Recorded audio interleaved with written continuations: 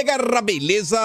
Como é que vocês estão, meus amigos? Hoje é segunda-feira, uma nova semana se inicia e o vídeo de hoje divide aqui em 4 temas e mais uma vez vamos começar falando sobre ela, a PL 2630, porque a turma do governo e alguns influenciadores, alguns iluminados, jornalistas, eles não desistem, eles querem porque querem regulamentar as redes sociais. E aí, sobre isso, temos algumas matérias que mostram que essas pessoas, elas deveriam primeiro aprender e dar o exemplo, porque eles andam fazendo tudo ao contrário do que eles dizem defender. E aí nesse tema, ao final dele, quero mostrar algumas pessoas que estão tentando se comprometer em elevar o nível do debate, porque isso se conecta com o segundo tema do vídeo de hoje. Vamos fazer uma pequena viagem ao tempo, ao ano de 2019, primeiro ano do governo de Jair Messias Bolsonaro. Tem umas coisas bem interessantes para mostrar para vocês, coisas que muita gente na época não viveu, não acompanhou, e eu quero mostrar para vocês porque tem tudo a ver com PL 2630. Aí depois, o terceiro tema fica interessante e ainda mais interessante se você assistiu o vídeo de ontem, porque comentávamos ontem sobre a questão de tornar Bolsonaro inelegível, comentávamos sobre a análise do PCO, eu também falei para vocês como foi a participação do Rui Costa Pimenta no bate-papo com a Tuxo no Brasil 247, me deu o trabalho de assistir, e ele falando, ó, esse negócio de transformar Bolsonaro inelegível, isso vai dar ruim, isso vai acabar fortalecendo ele, isso não é muito bom, e eu começava a falar, ó, tem alguns setores na esquerda que estão vendo a situação como ela deve realmente ser vista, está deixando essa sanha persecutória, autoritária, revanchista meio de lado, em nome deles mesmos, né? Não porque eles são bonzinhos. E aí essa mesma análise começa a ver a luz do dia na grande imprensa. Saiu uma nota na Veja falando sobre isso ao longo do dia de ontem, olha só. Será que também assistiram o Rui Costa Pimenta? Onde é que isso tá vendo? E eu quero comentar sobre isso com vocês, também falar sobre a entrevista do Marcos Pereira no Republicanos e mais algumas coisinhas que envolvem Bolsonaro, a direita, etc. E se der tempo, falaremos do Haddad, e aí não tem como ter notícia boa, mas vamos lá. Antes de falar do 2630, vejam que bacana. Eu não vou mostrar aqui as fotos, mas eu tenho certeza que vocês viram, né? Nossa gloriosa primeira-dama brasileira, ela se mostra uma pessoa bem inteirada da moda, né? E aí, a turma tava pegando no pé dela, não sei por que estavam pegando no pé dela, que ela tava muito bem vestida nessa viagem aí para a Europa. E aí vejam como é a Rede Globo. Enquanto as redes sociais faziam piada, Janja sempre escolhe cada detalhe de seu vestido. Diz a analista que criou o modelo usado pela primeira-dama na coroação de Charles III. Diretora criativa da marca de roupas Neriage, Rafaela Caniello falou ao Globo sobre o processo colaborativo. Tá lá, Globo passando aquele velho pano, né? Em algo que a população tá claramente numa posição contrária. Mas vamos continuar. Ainda sobre o hotel, Felipe Neto gravou mais um vídeo para tentar justificar o gasto do desgoverno. Gente, eu fiquei até com pena. Felipe Neto falando sobre valores de hotel, que desde que a pandemia acabou ele tá viajando muito, né? Conhecer pessoas, rodando o mundo, fazendo palestras na ONU, na Unesco. O cara é sensacional. O cara diferenciadíssimo. E ele falando que ele passou 7 dias, apenas 7 dias em Nova York, e os preços estão caríssimos. E não é nem hotel chique, não. Sim, ele falou, se você está planejando viajar, então, tô falando aqui, dê uma olhada. Porque desde que acabou a pandemia, meu Deus, em 7 dias ele gastou 38.922 dólares na conversão, 194.610. Então assim, é a coisa mais normal do mundo, pessoal. O Lula gastar aí 37 mil, isso no quarto, né? Mas falaram que ele pegou um andar inteiro. Isso é totalmente normal. Olha só, meu Deus, Felipe Neto, cara humilde. Humilde, 200 mil reais em 7 dias. O presidente da República não vai ter o direito do mesmo? Vocês estão pegando demais no pé do PT. Vamos fazer o L todo mundo junto. Essa é a turma que quer regulamentar as redes sociais. Mas vamos continuar. Ontem aconteceu mais um caso e que envolvem petistas, né? Pessoas que flertam com o PT, que declaram voto no PT. Petista é aquele cara que é lulista. Né? Petista e lulista é a mesma coisa, que vota no PT. Isso é o petista. Não precisa estar afiliado ao partido. Glenn Greenwald, vocês conhecem muito bem, o famoso Verdivaldo. Ele tinha feito alguns comentários, que eu não trouxe aqui, sobre aquela fala do Lula em relação ao Assange, que fala que é um absurdo. Como assim? Como assim um jornalista está preso por conta de suas opiniões? A direita pegou esse caso para falar o seguinte: qual é, Lula? Vai ficar de hipocrisia? No Brasil, vocês sabem como é. Mas lá fora é um problema. Falei também ao longo do vídeo ontem que o Leonardo Coutinho pegou as falas do Dilma quando ele foi questionado numa entrevista em Portugal, e o cara pontua para aquele país no Oriente, fala, ó, lá tá prendendo jornalista, o direitos humanos não funciona muito bem. Aí, naquela situação, o Lula falou, não, olha só, temos que aprender sobre a autodeterminação dos povos, cada um faz de um jeito, não podemos interferir. Então, é tudo por ideologia. O Lula não tem convicção. Ele não defende algo porque ele acha que é certo. Mas independente dessa explicação, o Glenn Greenwald, ele conhece o Assange, ele já se encontrou pessoalmente com o Assange, ele até postou um vídeo ao longo do dia de ontem, e ele fez isso aqui é um comentário de anteontem. E por que eu tô falando isso? Vocês vão entender. Ele deu destaque ao tweet do Lula, falando, Lula hoje no Reino Unido, né, fez aquele discurso que foi patético, etc, tudo mais, só que ele aproveitou, né, para denunciar a questão do Assange, a questão de liberdade de imprensa. No Brasil, o partido de Lula, aí ele continuava, o partido de Lula no Brasil se une às maiores corporações de mídia em apoio a uma lei de censura na internet. Mas isso é forte. Ele falou, mesmo Lula lutando pela censura no Brasil, essas falas sobre o Assange, essas falas são fortes e são importantes. Ainda no dia 6, e aquilo foi uma thread, o Verdivaldo depois ele reforçava. Não é segredo que tem muitas críticas ao partido de Lula, mas só dar os devidos créditos. Ele agora é a voz-chave condenando, né, a questão aí, Ucrânia, blá, blá, blá, e usou a viagem dele a Londres para denunciar o fracasso da mídia em defender o Assange. Isso foi dia 6. Olhem o horário dessa postagem, 3h56 da tarde. O Glenn Greenwald estava abertamente elogiando o Lula pela fala sobre o Assange. E por que isso é relevante? Porque aparece ali, ó, o Ivan e o Chico Pinheiro, dois petistas, para propagar fake news. Essa é a turma que quer controlar as redes sociais. Olha o cara ali, ó, Ivan. O Glenn Greenwald criticou o Lula por esta fala. Como alguém ficou pequeno nos últimos tempos, não? O Glenn não criticou. O Glenn elogiou o Lula. O Chico Pinheiro vem na mesma linha. Um jornalista não pode ser condenado por ter cumprido seu papel de publicar o que é direito de todos. Uai. Mas o Glenn Greenwald concordou. Agora vocês querem condenação para quem pensa diferente. Não é para quem faz denúncia. E aí o Verdivaldo diz, ó, olhe para estes dois mentirosos petistas jornalistas, Chico Pinheiro e Ivan. Julian é um grande amigo meu e do Davi. Trabalhamos há 10 anos pela sua liberdade. Sempre elogiei Lula por defender Assange, mas espalharam a mentira que denunciei a Lula por isso. Uma mentira pura. É por isso que eu não confio a este campo, a facção do PT, de ter o poder para decretar censura ou o que é fake news. Ninguém espalha mentiras e desinformação mais do que eles. Nenhum grupo humano deve ser confiável para evitar o abuso desse poder contra seus políticos. Lembre-se, a Marina Silva disse que foi o PT e não bolsonaristas que inventaram o tal gabinete do ódio. E ele coloca um vídeo onde descem a bolacha em Bolsonaro, só que aí no final do vídeo, aí por isso que eu vou dar play para você entender o contexto, ela diz, só que isso daí tudo, né, essa perseguição política, etc, tudo mais, isso começou com o PT.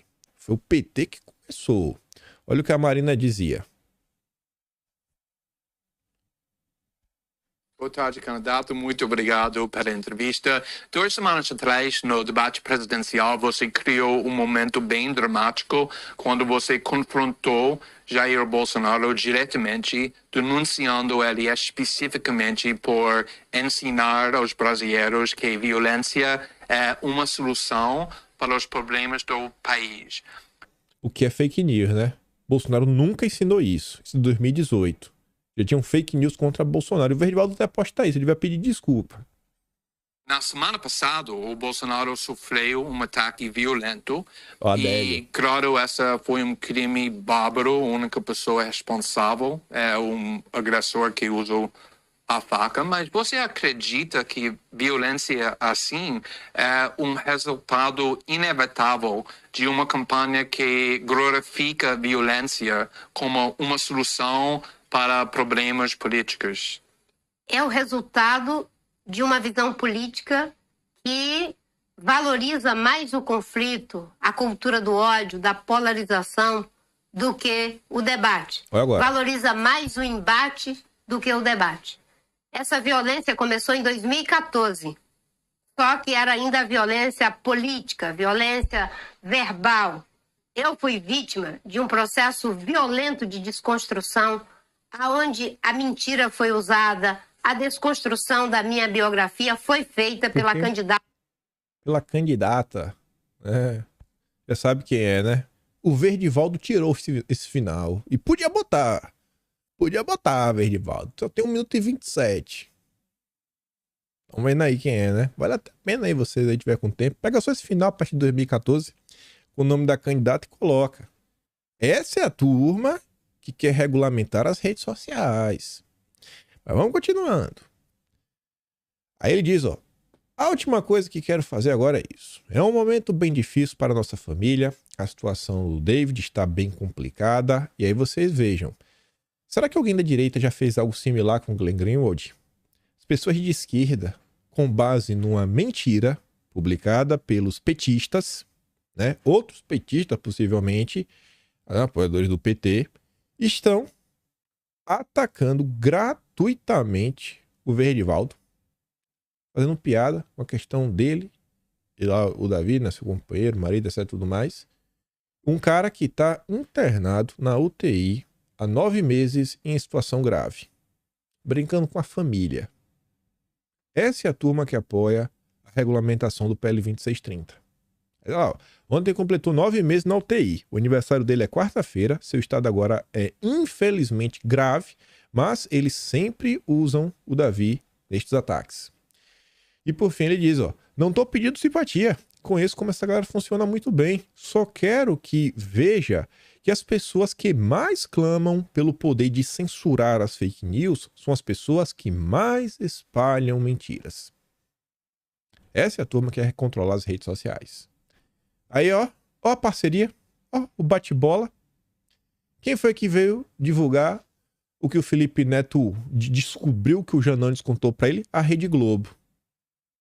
Aí o PT pegou a situação, notificar o Google. E o Globo tá divulgando de novo. Só que essa divulgação é engraçada, que fala assim, ó, PT notifica Google por associação entre Lula e corrupção em busca por coroação. O Partido dos Trabalhadores enviou neste domingo uma notificação extrajudicial ao buscador Google após que internado foi o Felipe Neto. A Globo não teve nem essa coragem. Tinha que assim, ó, após o membro do conselhão do Lula, Felipe Neto, ter dito que o Janones avisou pra ele, aí o PT foi. Uma piada. E com o apoio da Globo. Identificarem na última sexta que ia pesquisar em nome do Lula, coroação, apareceu a sugestão, você quis dizer Lula corrupção. Ao mesmo tempo, ao correlacionar o nome do ex-presidente ao mesmo termo, a plataforma fazia uma sugestão diferente. Você quis dizer Bolsonaro coração. A gente já comentou sobre isso tem 2 dias, mostrando todos os absurdos. De acordo com o ofício assinado pela presidente do partido, a Gleisi Hoffmann, a sigla pede explicações pela associação ilógica. Não tem lógica. Não tem. O Lula é um santo. Não tem uma notícia que envolva Lula e corrupção. Como assim existe essa sugestão? E alega que o buscador agiu sem transparência. O partido afirma que a associação configura abuso de poder econômico e violação do direito de livre consciência aos cidadãos brasileiros. A notificada está valendo-se do seu poder econômico e quase monopólio virtual para manipular a opinião pública em favor de seus interesses privados, violando o artigo 5º, inciso 6º da Constituição Federal. O partido menciona ainda posicionamento da Google em relação ao PL das fake news. Ou seja, Quem poderia imaginar que o Felipe Neto, em parceria com o Janones e a Rede Globo, iriam criar um factoide, já foi prontamente desmentido, inclusive por professores de instituições respeitadas pela própria imprensa. Ontem estava lá o Pedro Burgos, do INSPER, para tentar avançar com o PL 2630. Quem poderia imaginar, né? Quem poderia? Essa é a turma que quer controlar as redes. Aí vem. Vamos ver como um texto fala o óbvio, e mesmo falando óbvio, a Globo mente em cima do próprio texto. É um parágrafo. Em Guarujá, no litoral paulista, um homem foi espancado após ser vítima de fake news. Fake news. Um amigo emprestou sua moto a ele, mas após um grito de pega ladrão, ele foi severamente agredido. E ele perdeu a vida. Gente, você tá entendendo a situação? Olha só. O cara emprestou a moto, aí alguém gritou, ó, pega ladrão! Alguém gritou. Qual o envolvimento, né, de fake news, etc, tudo mais, porque é uma matéria para tentar avançar com o PL 2630, o que é que isso tem a ver com regulamentação das redes sociais, que é que a turma utiliza esse tipo de notícia para avançar. Sabe, você tá vendo como as coisas estão começando a distorcer. O cara tá falando, não, gritou um pega ladrão e já virou fake news. Fake news. Pronto, agora o PL 2630 vai impedir que pessoas no meio da rua gritem. Uma brincadeira. Isso aqui foi, com certeza, uma brincadeira de muito mau gosto, né? Que vai ter que ser punido. Porque o cara acabou perdendo a vida no final das contas. É o estado das coisas. E você vê como anda a população também. Viu um cara acusado aí de crime, a população tá com sangue no olho, né? De ódio, de raiva, desse cenário de insegurança que o Brasil vive. E acabam tomando aí medidas complicadas. Aí vejam só. Essa mesma Globo que pega um caso, é fake news, é a mesma Globo que alguém dava um espirro, pronto, é culpa de Bolsonaro. Sabe? O cara pisou na grama, é culpa de Bolsonaro. Tudo era culpa de Bolsonaro. Novo corpo encontrado em terra indígena Yanomami e óbitos chegam a 17 nos últimos dias. E aí, é culpa do Lula? Por que a Rede Globo não colocou o nome do Lula aí na manchete? Como faria se fosse o governo Bolsonaro? E a Globo ia dar algum jeito de colocar o nome de Bolsonaro. Só que a gente já tá em maio, tá meio difícil agora culpar Bolsonaro, né? Já vai começar a ficar bem estranho. Pode falar ainda do desmonte, etc. Eles vão fazer isso, mas e aí? Mas por que não fala do Lula? É essa a turma que quer controlar as redes sociais. Aí avançando. Oposição denuncia gabinete do ódio de Lula pró-PL das fake news. Aquilo que a gente comentou, a Bia Kicis até, né, convidou por bem o cidadão, né? Tem até o nome dele aqui, ó. Peraí. Cadê o nome dele? Fabrício Vargas, para lá na Comissão de Fiscalização e Controle explicar o que é isso daqui. E eu não tô falando mais ou menos sobre isso, falando o seguinte, que os lideranças da oposição na Câmara denunciam que funcionários do Palácio do Planalto, do governo do Dilma, estariam por trás de uma série de arquivos com ataques contra as Big Techs e parlamentares contrários ao PL das fake news. No material da denúncia, ao qual a coluna teve acesso, estão imagens que tentam associar as empresas donas das grandes redes sociais e deputados da oposição aos recentes ataques, né, absurdos que aconteceram na escola. Vejam só, né? Olha a associação que a esquerda quer fazer. No acervo há, por exemplo, imagens nas quais o logo do Twitter aparece ensanguentado com dizeres: quantos caracteres valem a vida de uma criança? Há também a associação da rede TikTok, né, com pessoas tendo a própria vida. O material tem ainda peças atacando parlamentares. Uma delas traz o rosto do Nicolas. Você vê ali, ó. Criminosos usam as redes sociais para planejar ataques às escolas. Aí diz, ó, o deputado Nicolas é contra. É? Querem sugerir que Nicolas é a favor de violência na escola? Você vê como o debate é porco, é sujo. Gente, quem foi que... Assim, os arquivos estão no nome do Fabrício Vargas. Foi ele que fez essas imagens? Se não foi ele que fez, foi quem? Essas pessoas fizeram de bom grado ou elas receberam para isso? Se receberam, receberam de quem? O governo sabia? Tem alguma participação financeira do governo nesse processo, em algum ponto? alguma ajuda? Como foi esse processo como um todo? Acho que os deputados vão querer saber. E a nota diz, ó, a coluna detectou que a pasta compartilhada pelo Google Drive está associada ao suposto e-mail de Fabrício Vargas, coordenador de projetos da Secretaria de Comunicação Social da Presidência desde fevereiro de 2023. Essa nota, ela se diferencia da nota da Cruzoé, que foi o primeiro grupo de mídia a denunciar o caso. A nota do Metrópolis traz mais nomes.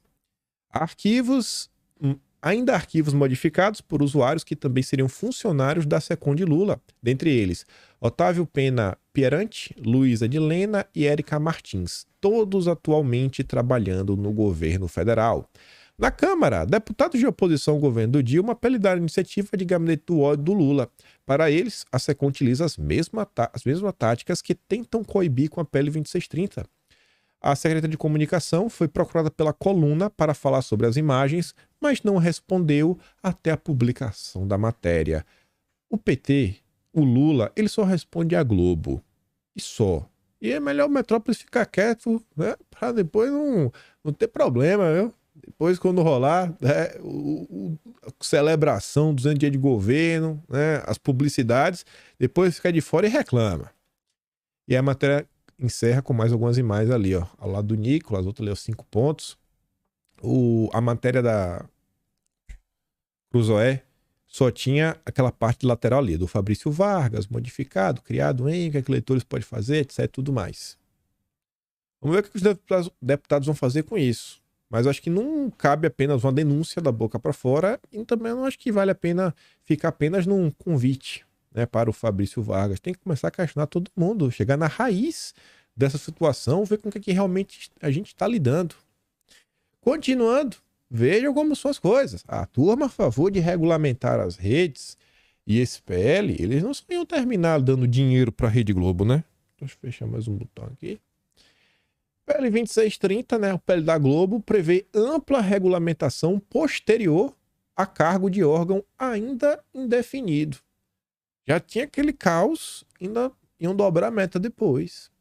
Quem fala, né, que já tá essa confusão toda, mas mesmo assim depois ainda teria mais uma discussão, só que essa discussão não tem voto, né? Era só a canetada. Essa era uma discussão entre eles e a canetada ia vir com tudo. Uma série de pontos ainda devem ser alvos de debates, uma vez que o projeto de lei prevê uma ampla regulamentação posterior. Aí dizia que entre eles estão o detalhamento de como devem ser os relatórios de transparência e avaliação de risco das empresas. Não, olha só, é só um relatório. É só um relatório. Só um relatório.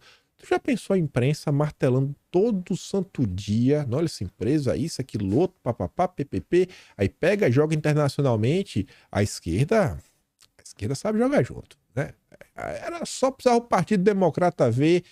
Vai ter eleição, né? Ano que vem lá. Eita, isso aqui tá ruim, viu? Isso aqui tá ruim. Pra mim. Vou ter que chamar aqui as empresas para conversar. Pegar um bonde aqui no Brasil para reforçar a denúncia. Tem até o Washington Brasil Office, para quem sabe fazer essa ponte, Brasil e Estados Unidos. Bem como os objetivos e etapas do chamado protocolo de segurança. Nome bonito. Para quê?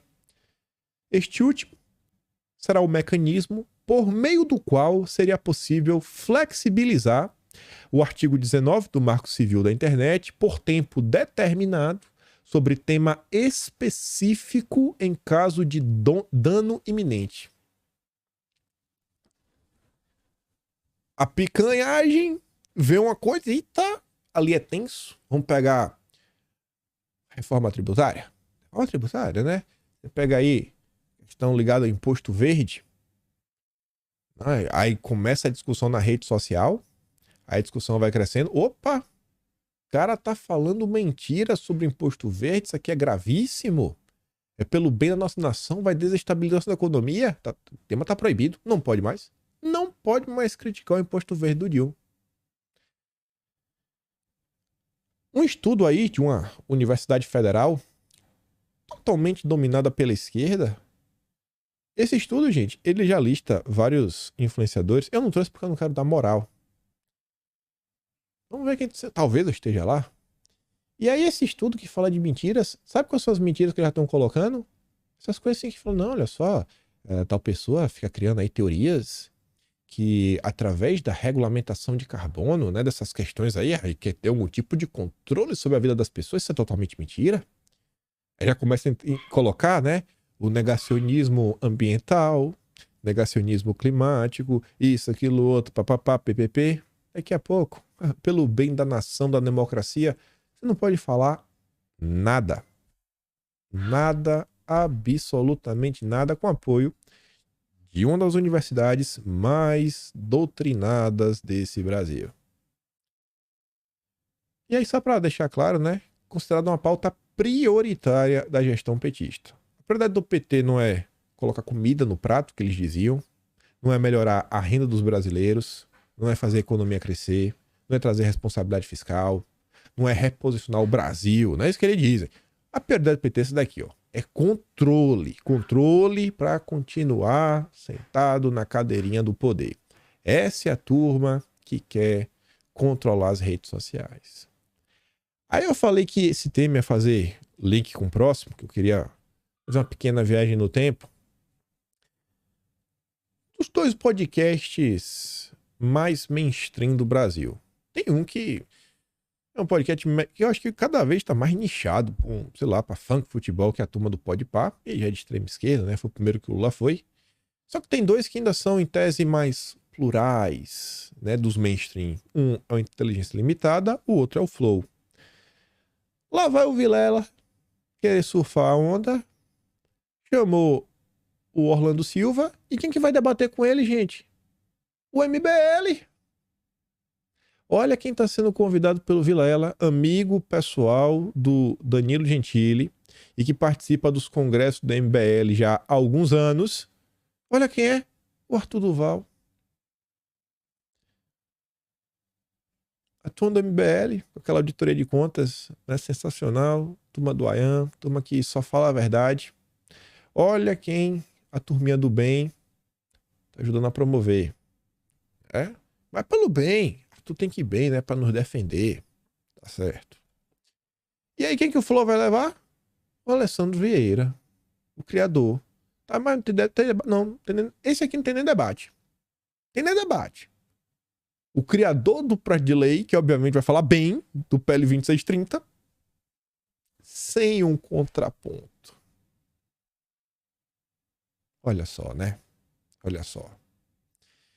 E assim, esses canais, às vezes, eu vejo assim, essa coisa, basta dar um mínimo espaço pra direita, aí a galera já bate palma, né? Pô, Vilela, bacana, porreta, etc, tudo mais. Basta depois assim, não sei quem, porreta, bacana, tudo mais, isso aí, né? Todos juntos. O importante agora é nos unir, fazer oposição ao Dilma. E aí toda vez acontece o mesmo processo. Eles acumulam, sabe? Eles vão acumulando poder conforme o tempo vai passando, pela própria bolha deles, o que eles vão conquistando por si só, etc. E o que vem, mas no final do dia, essa turma tem agenda própria.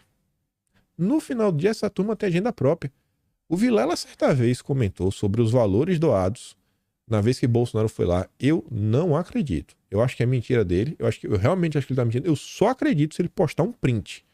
Porque os valores atingiram 6 dígitos, não de reais, de dólar. 6 dígitos, o Vilela falando. Eu falei, eu não acredito nisso aqui. E você vê, as pessoas estavam doando, não sei se estavam achando que estavam ajudando o Bolsonaro ou não. Muitas vezes como são as coisas. A direita continua, às vezes, sem aprender, né, esse fluxo da vida. Continua empoderando algumas pessoas que, na primeira oportunidade, se vira contra a direita. E aí, isso aqui estava no vídeo ontem, eu acho que é bem interessante. A Tsuka, ela fez uma baita thread para comentar sobre o ano de 2019. Ela viveu, ela estava lá, ela trouxe algumas postagens dela, ela quis explicar algumas coisas. Acho que a motivação dela foi um vídeo da Bia, que mostra ali o Danilo Gentili. O vídeo já começa o Danilo Gentili falando, não, a direita tem um gabinete do ódio, tem maves que atacam pessoas nas redes sociais. Todo aquele discurso que foi utilizado para perseguir as pessoas na direita. Coloca até ali, ó, começar pela Bia. Nunca esqueçam que a PL da censura é fruto do trabalho de Gentili Nando Moura, do MBL, para quando o André Guedes aparecer na timeline chorando pitanga, você não se emocionar. Porque isso acontece. Outro dia o André Guedes falou o seguinte: nunca se esqueçam que se o PL 26 não for aprovado, foi graças ao Felipe Neto. A turma compartilha, é isso aí mesmo, vai lá, André Guedes. Aí a turma nos comentários que conhece o André Guedes de longa data, posta, por exemplo, a foto do André Guedes com o Felipe Neto, que eram amigos, quem poderia imaginar? Aí a Tsuki fala assim, ó, voltando a 2019, o início de tudo. 2015 e 2016, Danilo Gentili participava de manifestações, logo para a maioria dos apoiadores de Bolsonaro, ele estaria conosco. Maio de 2019, início do governo Bolsonaro, seria a manifestação e pessoas começaram a explicar o que estava em jogo. E a gente comentou sobre isso aqui nos últimos dias, a manifestação dia 26. E ele falou, Danilo, vai ter a manifestação, precisamos do seu apoio. Precisamos do seu apoio, Gentili. Chama as pessoas para virem para as ruas. A primeira estava travado, o Maia impedindo tudo de avançar. A hashtag chama Gentili para a manifestação do dia 26 de maio pegou tração. Lembrem lá em cima que a maioria de nós confiava no cara pelo seu passado. E aí ele pegou ar por uma maneira que ninguém esperava, nem eu. E aqui está os postados do Gentili, a primeira ali, ó. Sendo assim, a única coisa que eu vou chamar vocês de filho da pip. Vão patrulhar, intimidar a mãe de vocês na zona. Eu até dei zoom, ó. Danilo Gentili na época, as pessoas chamando a boa. Gentili, chama Gentili, nos ajude. O perfil do Gentili tinha mais de 12 milhões de seguidores. Nos ajude, cara. É pelo bem do Brasil. Reforma da Previdência. A MP para impedir que recriem os ministérios, que o Bolsonaro está tentando diminuir. Acho que era MP de 170 na época. Ó, sendo assim, a única coisa que vou chamar é vocês de FD, né, letra P. Vão patrulhar, intimidar. Porque estão pedindo para ele ajudar a chamar para a rua. É isso que vocês conseguem nesse monte de escroto truculento que são. Uma hashtag. Vão tomar naquele lugar. Aprendam a ser gente. É o Danilo Gentili, né? Ele ia pra rua contra o PT. Ele era antipetista. Aí, ele vai falar assim, ó. Essa militância vaporwave acha que são cocheiros. Acham que estão controlando cavalos que farão o que quiserem na base da chicotada. Vão ficar aí falando sozinho. Aliás, parabéns pela inteligência em querer se passar por movimento espontâneo, com todo mundo usando o mesmo padrão visual. Olha só, acusando que não era robôs, era bots. Totalmente pago. Não é um movimento orgânico. Olha o discurso utilizado contra a direita aí nos últimos 4 anos, onde ele nasce. A Tsui conseguia continuar falando o seguinte, ó. Pessoas comuns e admiradores não entendiam o motivo de tanta revolta. Gentili, o que foi que aconteceu com você? Você mudou? Esse foi o início da virada da chave e da narrativa sobre o gabinete do ódio, os maves do Bolsonaro, milícia digital, etc. Resumindo, a gestação do que seria a perseguição aos bolsonaristas. E a turma colocava... Dá pra ler um ali, ó. Dá pra ler 2, ó. Esse aqui primeiro, ó. Tu exagerou, cara. Se liga. O cor é pelo Brasil. Nada mais. Aí aqui a Del. É isso que dá a galera ficar implorando por apoio de artista. Agora passa vergonha de ver o cara dar esporro. Dia 26 eu vou pelo meu futuro que esse artista nenhum vai me proporcionar. Eu é que tenho que lutar por ele e não ficar aqui atrás de artista. Aí a Tsui continuava, ainda falando o seguinte, ó. Ainda teve tempo do MBL fazer uma fake news sobre ele e as manifestações. O mesmo se pronunciando contra o MBL, mas o próprio MBL usando o cara e se valendo das críticas. Hoje, eu nem sei mais se foi mau caratismo do MBL ou se foi tudo pré-organizado, né? Foi uma confusão em conluio. O auge da revolta do Danilo Gentili, que depois foi que o pessoal já chutou o barraco pra cima, ele já tinha xingado todo mundo, foi quando a turma chamou o Danilo Gentili de, sei que lá, sonsa. Tá ali o nome em cima, né? Isso tomou uma proporção gigantesca. Pela lógica, um humorista não deveria pegar tanta pilha. O carinha resume tudo. Ele tem um cara contando a história e tudo mais, etc. E eu não sei se eu dei play aqui, mas eu consigo achar esse vídeo fácil. Eu não mandei ele pra mim, mas eu mostro aqui pra vocês. Esse caso, na época, ele teve tanta repercussão, o que o Danilo Gentili fez, e o Danilo Gentili xingando na galera, que até o Emílio comentou sem citar nomes. O Emílio comentou lá no Pânico. Dá play aqui, ó. O que você acha de um humorista que não aceita apelido? Você acha que tem futuro? Mas qual que não aceita? Um humorista. Só tô dando uma. Não, é bom personalizar de um humorista. Pra saber se eu gosto de profissional do humor, que quer brincar com todo mundo, tirar sarro da vida, fazer brincadeira, que não aceita um apelido. Não, não tem que até adotar esse apelido nas redes sociais. Isso aí, um tapa na cara da sociedade. Se você não aguenta a humilhação da sociedade, saia dela. Não, até porque é a humilhação que leva a pessoa ao humor. A humilhação leva a você a saber se defender do mundo cruel.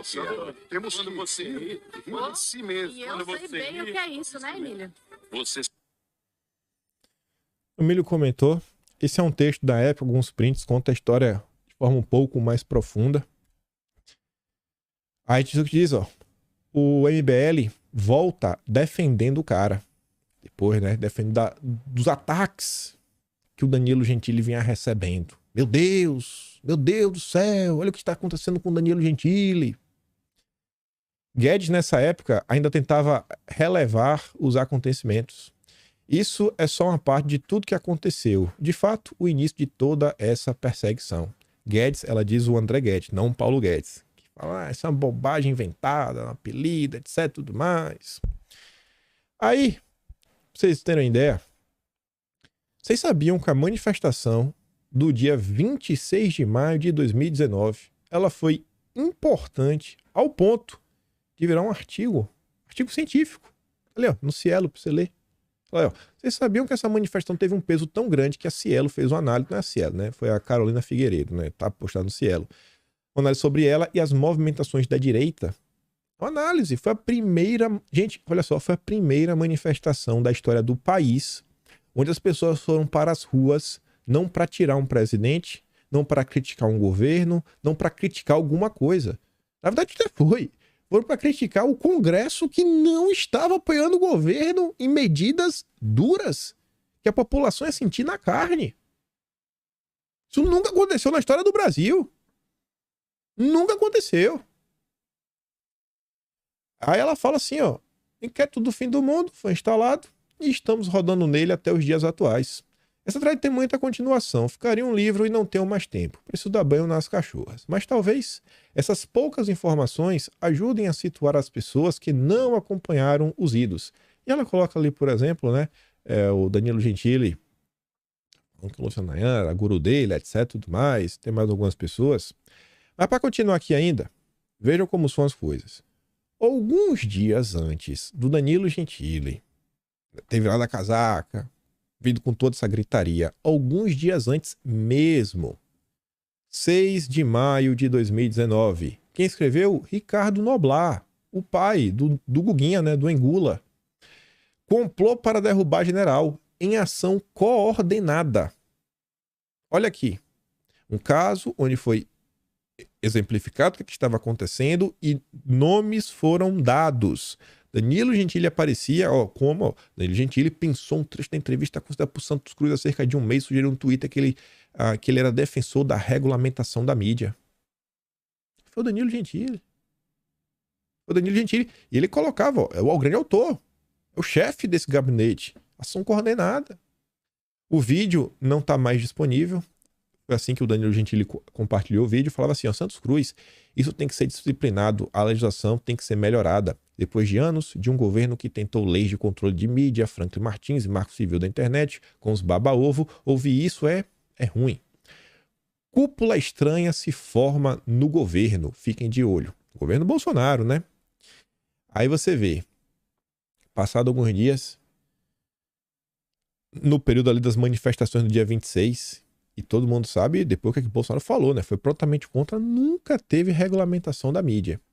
Mas passado pouquíssimos dias depois, dia 24 de maio de 2019, faltavam 2 dias para as manifestações, o Danilo Gentili já tinha xingado todo mundo, Olha o discursinho. Maluco, tudo aqui virou política. Nunca saí de casa para militar. Nunca saiu, né?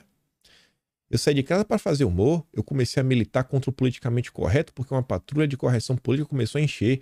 Eu achei que quando essas maves do PT se enfraquecessem, as coisas iam normalizar. Tô fora do debate. Deixei de seguir perfis que falam de política e me pilham a opinar. Vou centrar no meu trabalho e seguir. Quem me curte pelo trampo pode ficar. Quem curte aqui por política não encontrará mais isso. Usarei o Twitter para interagir com o meu público e fazer piada. Algum dia na vida você já viu o Danilo Gentili fazer piada? Ele continua falando de política todo santo dia. Ele nunca parou. Nunca, nunca, nunca. Foi só uma desculpinha para perseguir e virar um opositor ferrenho, né, descontrolado, histérico de Bolsonaro e de seus aliados. Mas leve por dar muitos unfollows. Não porque eram pessoas que eu não admiro, e sim porque eu sei que agora eu entrarei aqui e não voltarei. Não verei tanta informação que me pilha a entrar em discussões e opinar. Eu já tô vendo, tô querendo é paz. Eu acredito que assim terei mais paz. E aí um perfil comentava o seguinte: uai, Danilo, se é assim, por que você tá seguindo Luciano Ayan e Madeleine Laxo, que, irritados com a irrelevância que possuem, passaram a acusar todos de que não gostam de ser uma suposta seita política? Danilo Gentili falava: não vou mais comentar sobre política. Não parou. Não vou deixar de seguir pessoas que falam de política. Uai, por que eu estou seguindo logo o Luciano Ayan e a Madeleine Laxo? Logo esses dois, Gentili. Ele marca o Ayan, né? Luciano Ayan, descobriram que você é meu mentor. KKKKKK. E depois, olha que eu usava. Isso aqui já era em outubro. Eles sobem a hashtag por fake e automação, colocam fakes para te instigar de maneira padrão membros da ala bolsolavista.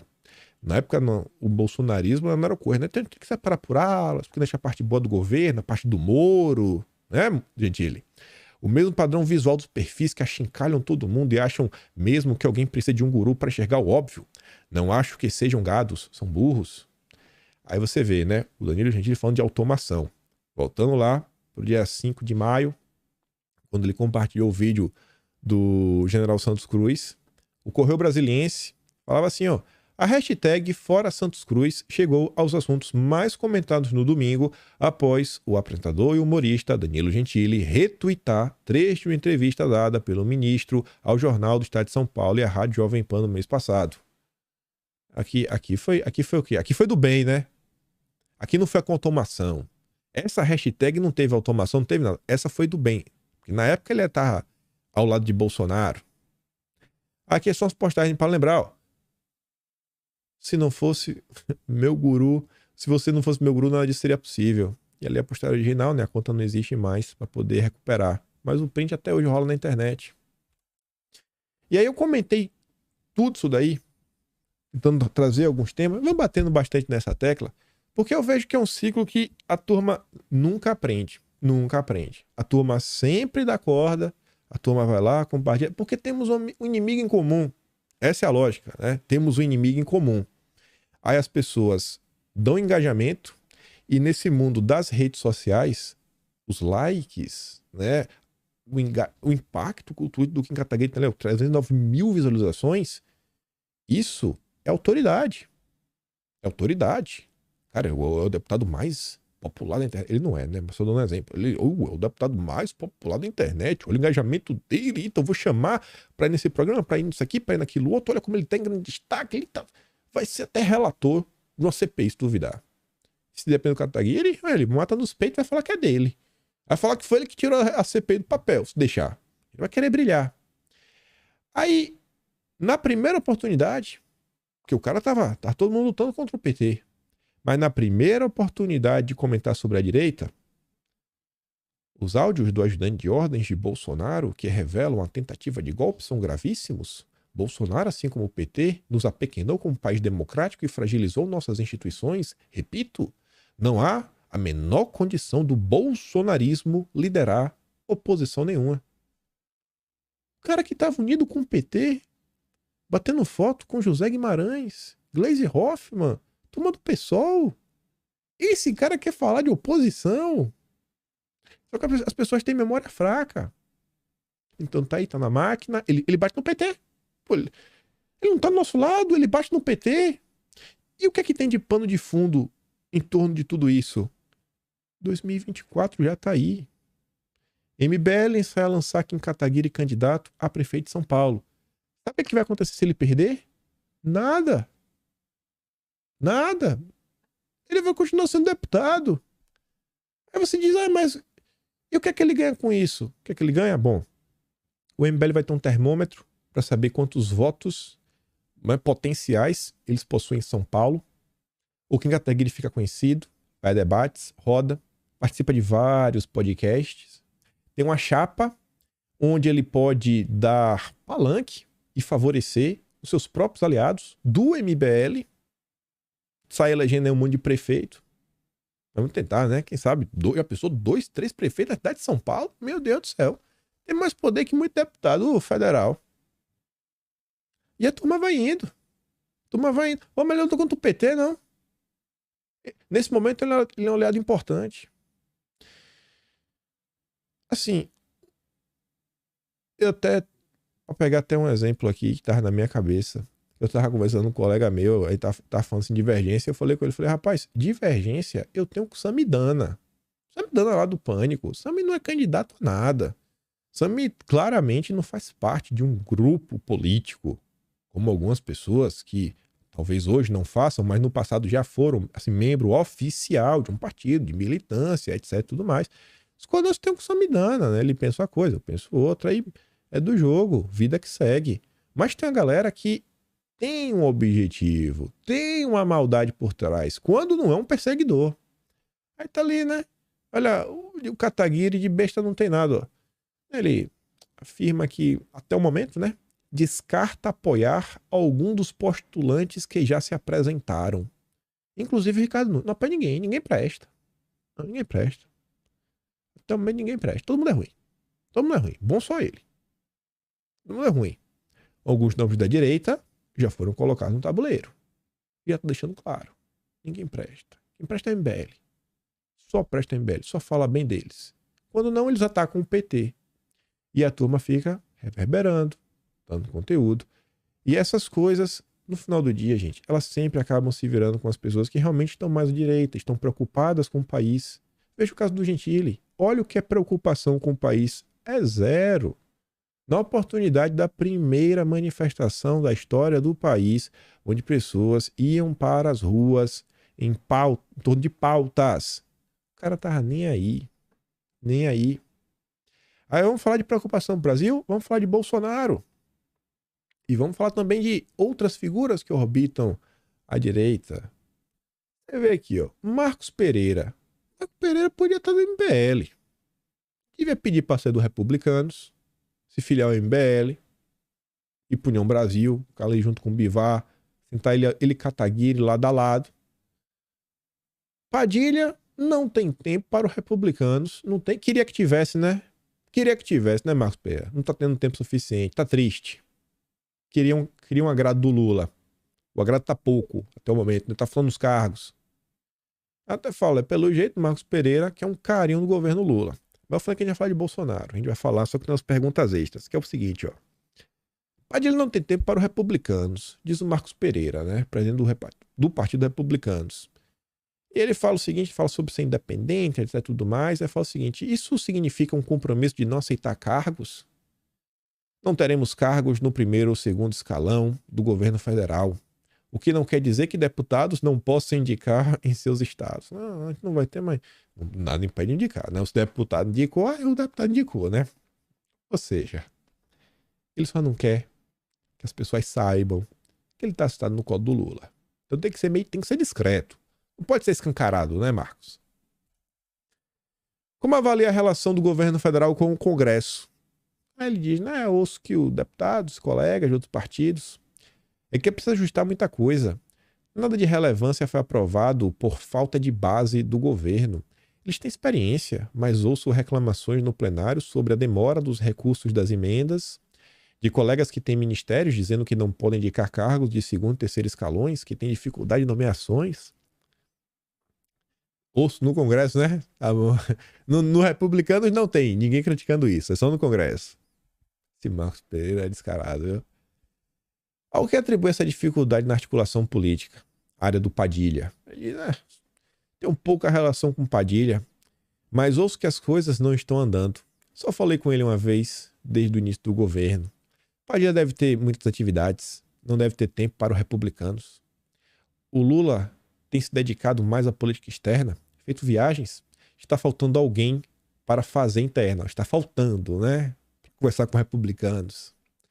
Hoje eu não converso com ninguém. Sempre dizem, vamos falar, mas nunca entram em contato comigo. Ô, tadinho. Tô comovido. Comovido com o Marcos Pereira. Aí lá pra frente pergunta, e agora entramos na questão de Bolsonaro. Como vê a chance de Bolsonaro ser considerado inelegível? E aí o Marcos Pereira tem um diagnóstico similar ao que o Rui Costa Pimenta, né, tava falando lá tanto no PSOL quanto no Brasil 247. Pelo que eu ouço no meio político e jurídico, a inelegibilidade é possível, sim, mas acho que ele fica mais forte. Bolsonaro vai usar esse discurso, vai se vitimizar e dizer: me tiraram, não me deixaram, esse aqui é o meu candidato. Caso Bolsonaro seja candidato, o Republicanos o apoiaria? E olha o que o Marcos Pereira diz. Revelador. É uma discussão que o partido vai ter que fazer. Eu não descartaria estar no palanque novamente com eles, não tiver outra opção. Prefiro uma opção mais ao centro, né? A terceira via, né, Marcos Pereira? Tipo quem? Sérgio Moro? Simone Tebet? Bolsonaro é de extrema direita. Olha, rapaz, o mesmo discurso. Primeira oportunidade que tem, já queima o cara. Deve ser primo do Kim Kataguiri, o Marcos Pereira. Mas as pautas são mais convergentes do que com Lula, especialmente econômica. Olha só, e eu aqui achava que os republicanos se viam em Bolsonaro nas pautas de costumes, né? Pô, Bolsonaro, um cara cristão.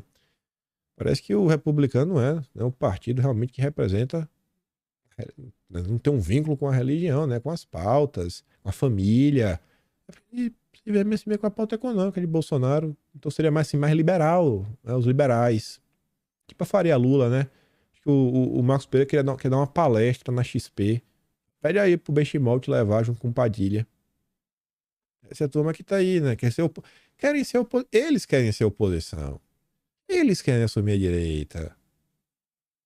Quer ter os candidatos. Mandar no Brasil. Mas não tem voto. Não tem, né? Coitadinho. Aí sai a nota da Veja. Essa sim é bem mais de... Fala umas coisas similares, só que ela é direta no ponto para mostrar o seguinte, ó. A esquerda tá comentando sobre isso. Aquela discussão que tava ali, meio que na bolha da esquerda, dos programas de esquerda, entre influenciadores de esquerda, jornalistas de esquerda, né, figuras políticas da esquerda, ela começa a ganhar destaque, né, um espacinho, um lugar ao sol na grande imprensa. Vocês viram primeiro aqui, hein? Aliados de Lula se dividem sobre eventual inelegibilidade de Bolsonaro. Qual o diagnóstico? O mesmo que a gente já comentou. Olha só. O Dilma não esconde seus aliados mais próximos que quer uma revanche completa com Bolsonaro. O Dilma quer vingança. Ou seja, que o capitão, assim como ocorreu com o petista, seja declarado inelegível e preso. Então, logo a Polícia Federal realizou uma operação de busca e apreensão na casa do ex-presidente, Lula externou felicidade. Falando, né? Bom dia, boa quarta-feira. Entre os governistas, a expectativa é que o plenário, né, do Tribunal Superior Eleitoral decrete Bolsonaro inelegível por 4-3. Eles divergem, no entanto, sobre os efeitos políticos de uma eventual condenação. No entorno de Lula, um ala defende a tese de que, com o capitão fora do páreo, o caminho em 2026 vai ser mais fácil, né? Não vai ter um rival conhecido nacionalmente, forte eleitoralmente.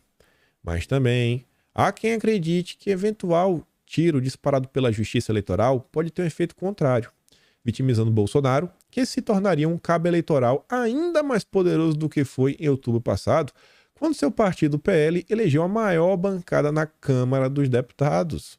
Para este grupo, Bolsonaro, caso seja proibido de disputar, terá mais força para fazer campanha pelo nome escolhido por ele para sucedê-lo. E fala que opções não faltam. Aí cita Tarcísio, cita Zema, cita Ratinho Júnior, cita um monte de gente, até tudo mais. Enfim. Tu tá falando, ó. Perseguir vai dar errado. Perseguir vai dar errado. Perseguir Bolsonaro vai dar errado. Vai dar errado. Esse não é o caminho. As pessoas da direita não vão deixar de apoiar em Bolsonaro porque Bolsonaro foi perseguido. Não, porque ele foi preso. Não, ele foi preso, cartão de vacina. Eu não acho que a turma vai deixar de apoiar. E aí muita gente aí no centro pode ficar incomodada. O antipetista pode ficar ainda mais antipetista. Um nome que não seja Bolsonaro pode ser ainda mais palatável para quem tem nojinho. E aí, quero comentar sobre 2 assuntos ao redor do mundo que eu acho que tem total ligação com o que está acontecendo no Brasil. E assim, muita gente não acompanha política diariamente. Só presta atenção quando sente no bolso. E quando sente no bolso, muitas vezes já é tarde demais. Muitas vezes não, né? Quase sempre. Ontem teve uma eleição lá no Chile sobre a questão da Constituição. Ia, não ia ter, etc. Tudo mais, nova Constituição. E a Folha de São Paulo comentou sobre isso. Tá ali, ó. Ultradireita do Chile vence a eleição para constituinte em derrota de Boric. Direita, viu? A ultradireita foi a grande vencedora da eleição do Conselho que discutirá a nova Constituição do Chile, impondo mais uma derrota, né, para o Boric de esquerda. O país foi às urnas neste domingo depois de ter rejeitado uma primeira versão do texto em setembro. E, gente, o Boric ele foi eleito e desde que ele foi eleito os principais projetos ele perdeu. Logo no início ele tentou avançar com esse tema, logo no iníciozão. Não conseguiu. Igual o Dilma no Brasil, que achou que tava bom, né? Chegou agora, tem um clamor das ruas, lua de mel. Não avançou. Começou bem similar ao Dilma.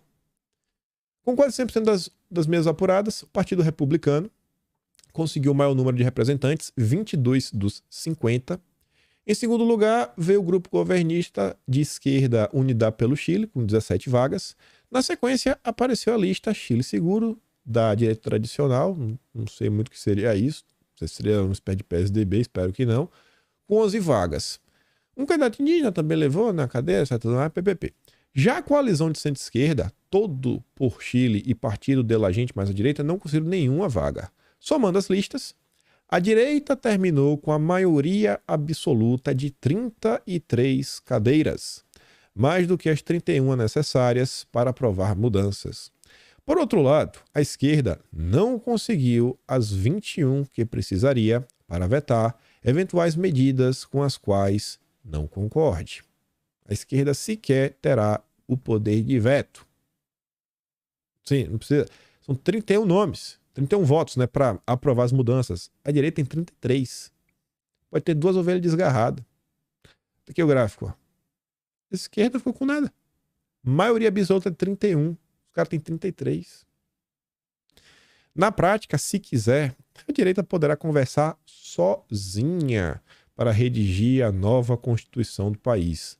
O resultado é considerado histórico no Chile, que nunca viu uma vitória desse lado do espectro político em eleições parecidas com essa, como as legislativas. Em 2022, eu acho que também foi eleição histórica. Nunca se viu uma bancada tão grande, 99 deputados. O único partido de direita do Brasil. Começa a ter uma certa similaridade. Dizem que foi o Congresso mais conservador. É bem questionável, mas tudo bem. Você vê que a esquerda no Brasil ela não teve tantos votos. Ficou ali, né? Restrita no cantinho. Aí a nota segue falando o seguinte. Esta eleição com voto obrigatório foi considerada uma régua de popularidade de Boric, desgastado pelo fracasso da última tentativa e por outras derrotas políticas recentes. Não parece mais ou menos como é que o Dilma tá? Também era esperado que o pleito medisse o fortalecimento da direita, impulsionada por crises na economia e na segurança. O Brasil vive uma crise na segurança? Com toda absoluta certeza? Ou assim, como é que você ainda faz essa pergunta, né? Óbvio. E economia? Precisa falar alguma coisa?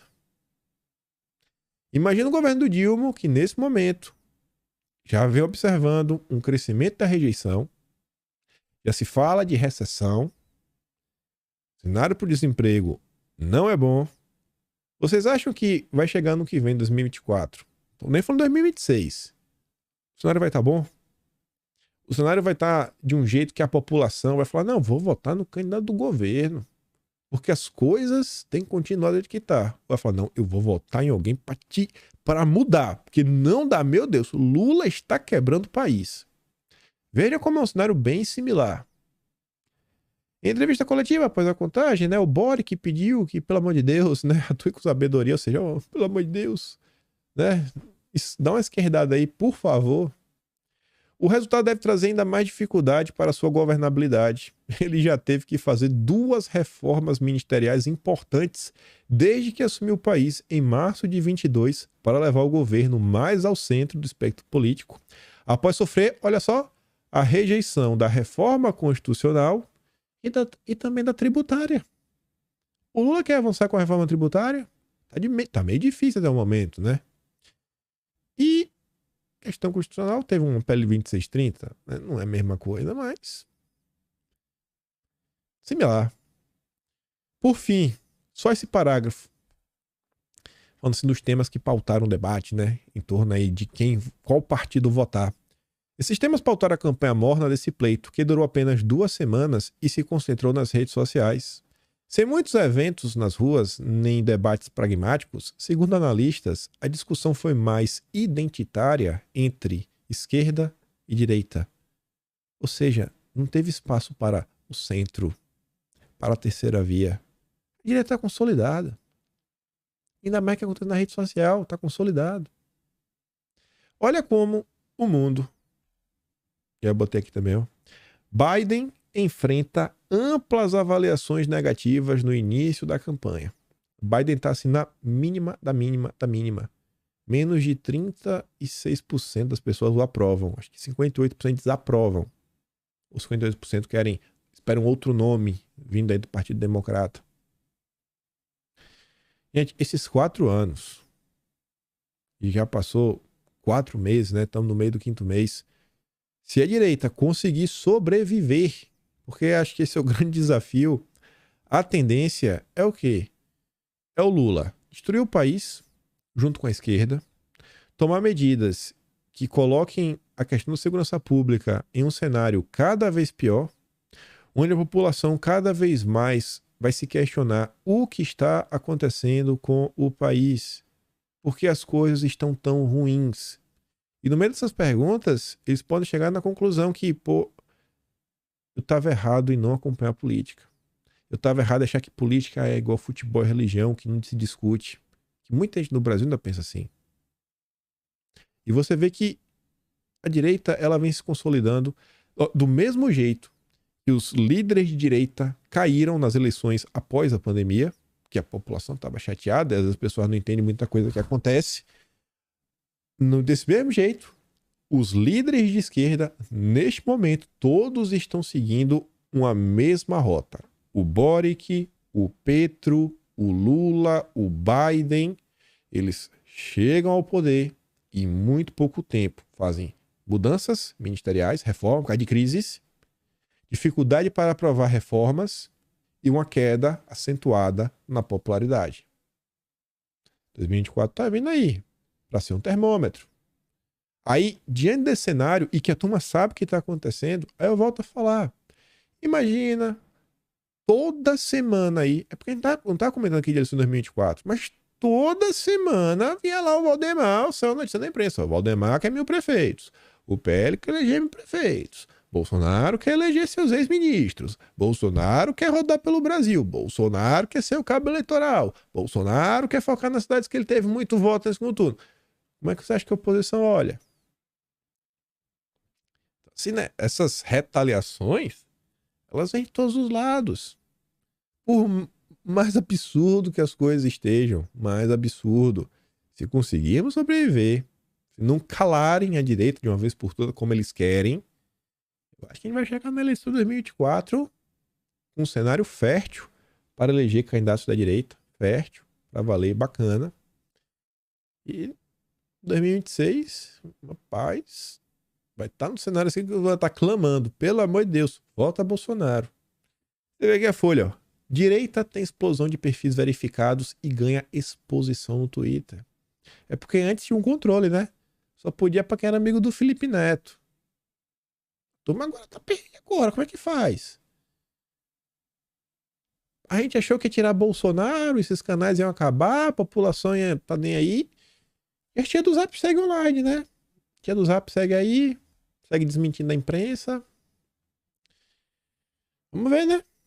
Vamos ver o desenrolar disso tudo. É sobreviver. É a nossa meta. Se puder marcar uns gols pelo caminho, vai ser muito bom. Muito bom não deixar que o governo avance com um monte de maluquice. Mas se sobrevivermos 2024 e depois 2026, as chances de realmente vir emplacando uma mudança constante, segura, aumentar a presença da direita no poder legislativo, municipal, estadual, federal e conquistar os cargos executivos e, obviamente, a presidência da República é mais real e será, acho, muito mais real do que foi 2020 2024 ou 2022. Mas, enfim, né? Posso estar sendo esperançoso demais, mas eu gosto de ser esperançoso. Eu não gosto de ficar para baixo, não. Ficar triste não resolve nada. Vou mandar o vídeo da Marina lá no Telegram, como eu sempre digo. Se gosta do meu trabalho, passa no meu canal. Tem um botão de valeu, tem um pé na descrição. Muito obrigado a todos que sempre estão por aqui. O Atlas está basicamente concluído. Dia 15, tudo que aconteceu ao longo do mês de março, tudo registradinho. Vamos contar a história, como esse governo destruiu o país. A Globo não vai mentir. Não vai, dessa vez não. E é isso. Se puder dar aquela compartilhada, eu espero poder estar aqui amanhã e também vocês. Que grande beijo, abraço, tamo juntos. Valeu, meus amigos. Fui!